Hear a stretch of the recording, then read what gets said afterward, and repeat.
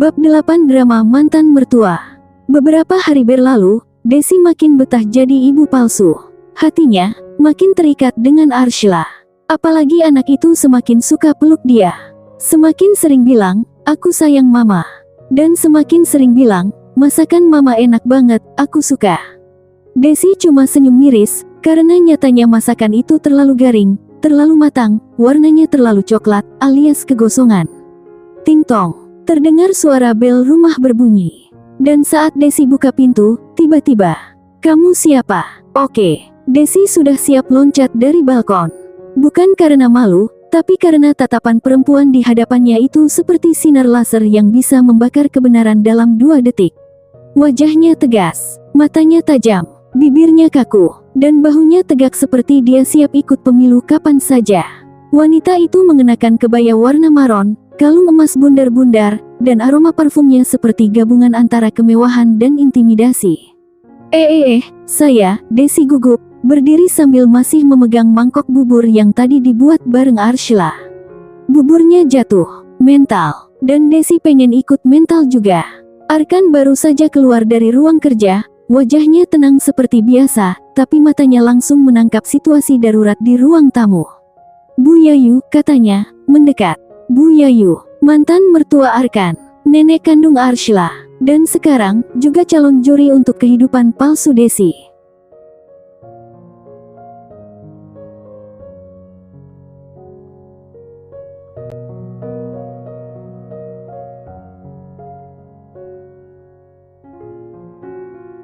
"Jadi ini?" tanya Bu Yayu tajam, sambil menunjuk Desi seperti sedang menuding maling ayam. "Iya, Bu, ini Desi," jawab Arkan pelan. "Kamu bawa perempuan ke rumah. Di depan anakmu." Nada suara Bu Yayu naik 1 oktav, menandakan keributan episode 1 baru saja dimulai. Desi tersenyum kaku, kayak senyum Miss Universe tapi abis kena omelan emak kos. "Bu, ini semua bisa dijelaskan," ucap Arkan. "Silakan," jawab Bu Yayu dengan gaya tangan melipat dan alis kiri yang naik setengah senti. Gaya perempuan cerdas yang gak percaya omongan pria, bahkan kalau pria itu anaknya sendiri. Desi berdiri kikuk di pojokan. Dia ingin kabur, tapi Arshila datang, lari-lari, dan langsung peluk kakinya. "Mama, aku tadi gambar burung hantu loh." Anak itu senyum cerah, tidak sadar bahwa di belakangnya sedang ada drama keluarga ala FTV sore hari. Bu Yayu melihat momen itu, dan ekspresinya makin ketat. "Dia manggil kamu apa?" tanya Bu Yayu ke Desi. Mama, Bu." Salah jawab, terlambat. "Boom. Jadi kamu beneran ngasih anakku ibu palsu? Gimana sih, kan?" Bu Yayu melotot horor, bikin jantung Desi semakin berdetak tak beraturan. Kayak ikut uji nyali. Desi nyaris pingsan, tapi masih tahan. Senyum lagi, tapi makin kecut. Bahkan kalau bisa dicicipi, senyumnya akan lebih kecut dari buah asam sepertinya. Arkan akhirnya membuka suara, tenang, tegas. "Desi datang bukan untuk gantiin Safira, tapi untuk bantu Arshila, Bu. Dan sejauh ini, dia berhasil." Bu Yayu memelototi Arkan. "Anakmu butuh keluarga, bukan aktris sinetron yang nyamar jadi ibunya." Desi tersedak ludahnya sendiri. "Bu, saya bukan aktris sinetron. Kalau saya bisa akting, saya pasti sudah main di jam prime time." Bu Yayu mengabaikan, fokusnya ke Arkan.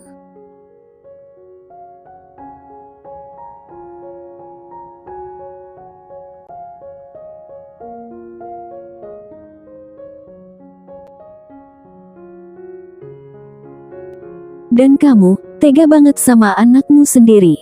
Desi merasa ini bukan urusannya. Tapi dia ikut luka, karena sebenarnya, dia juga mulai sayang, mulai takut kehilangan Arshila. Dan sekarang, dia berhadapan sama asli ibu dari istri yang udah gak ada. Gimana kalau Bu Yayu ambil alih semuanya? Gimana kalau Arshila disuruh lupa Desi? Dan gimana kalau Desi gak dibutuhkan lagi? Setelah adegan tegang itu, Arkan akhirnya meminta Desi ke kamar dulu. "Biar aku bicara sama ibu," katanya. Desi mengangguk, tapi hatinya berat. Langkahnya pelan. Dia lewat samping Bu Yayu, dan saat itu juga, Bu Yayu bicara pelan, tapi menusuk. "Kalau kamu pikir bisa gantikan Safira, kamu salah besar. Anak itu bukan milikmu. Desi nggak jawab. Nggak bisa. Karena benar, Arshila bukan anaknya. Rumah ini bukan miliknya. Dan hidup ini, ya ampun, kenapa ribet banget. Desi mengurung diri di kamar. Dia duduk di pinggir kasur. Lalu rebahan. Menatap langit-langit sambil nyesek. Kata-kata Bu Yayu terus muter di kepala. Anak itu bukan milikmu. Iya. Tapi, kenapa rasanya kayak kehilangan kalau harus pergi? 1 jam berlalu, ada ketukan di pintu, pelan. Lalu suara kecil, "Mama, boleh masuk?" Desi buru-buru duduk. "Masuk, sayang." Arshila masuk, bawa gambar. Gambar 3 orang, 1 anak kecil, 1 perempuan rambut panjang, 1 pria tinggi. Mereka gandengan, senyum. Di bawahnya ada tulisan berantakan, "Keluarga Arshila."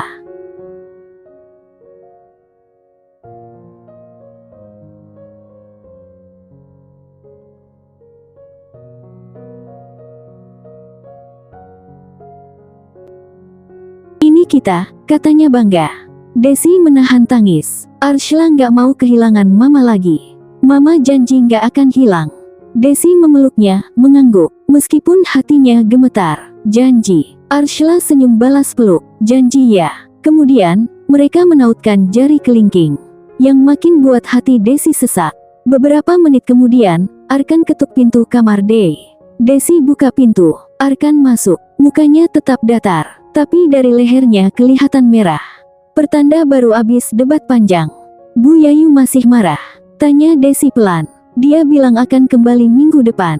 Katanya, mau lihat langsung kemajuan terapi emosional Arshila." Desi menelan ludah.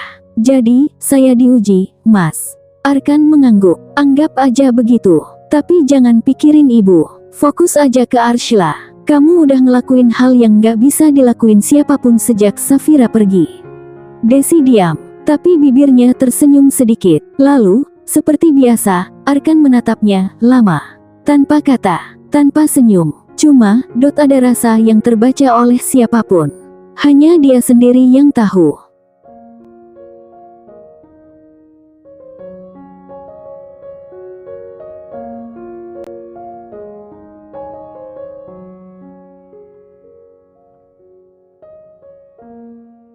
Dan Desi, seperti biasa, jantungnya berisik. Lalu buru-buru pura-pura batuk. Uhuk, jangan baper sama bapaknya, cukup sama anaknya saja."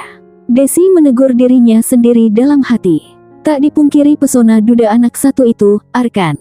Berwibawa dan menggoda. Duren sawit kata orang mah. Alias duda keren sarang duit. Arkan dengan wajah datarnya, keluar dari kamar dan pergi ke ruang kerja setelah pamit kepada Arshila. Desi menatap gambar buatan Arshila. 3 orang, 1 keluarga. Tapi hanya 1 yang bukan bagian asli dari gambar itu. Dan dia sadar, bahwa jadi bagian dari keluarga bukan soal darah. Tapi soal keberanian untuk bertahan meski tahu bisa dihapus kapan saja. Tapi apakah Desi cukup kuat? Itu, bab selanjutnya. Mama, itu panggilan Arshila untukku. Dan, aku, suka kata itu. Desi merasa dirinya mulai serakah. Karena berharap menjadi ibu Arshila selamanya. Ibu yang dicintai, meski sadar, suatu hari mungkin Arshila akan pergi, atau dia yang pergi lebih dulu. Setelah calon ibu sebenarnya datang dibawa oleh Arkan. Wanita yang akan benar-benar dinikahi Arkan dan menjadi ibu Arshila. Desi mengembuskan napas pelan, dalam dan panjang. Kenapa ia memikirkan itu semua dadanya mendadak sesak. "Mama." Panggilan lembut dan ceria itu membuyarkan lamunannya.